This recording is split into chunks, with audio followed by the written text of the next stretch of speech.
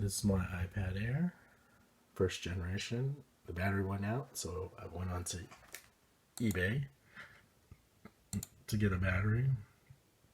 It cost me around $15. And if you're deciding to replace your battery, it's highly likely you might end up breaking the LCD the way I did. Not the LCD, but the digitizer, the glass digitizer.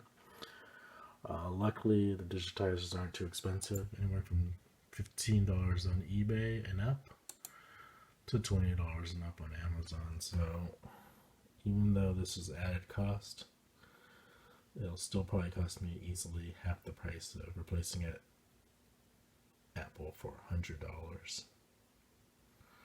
But your mileage may vary. Good luck.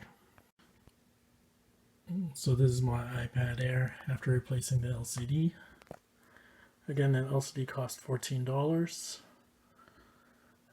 It's very common, I would think, to break the LCD by accident if you're an amateur like me. So know that if you decide to try to replace the battery yourself, there's a high chance that you might break something else. And one common thing I would think is breaking the LCD.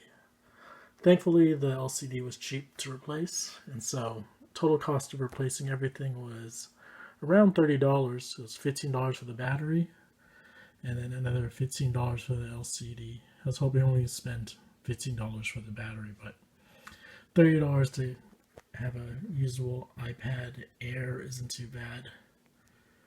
The alternative was to take it to a repair shop, which probably would have cost me around $70 to the official Apple replacement would be $100. So not bad for an amateur, but I don't suggest it because it's pretty tough.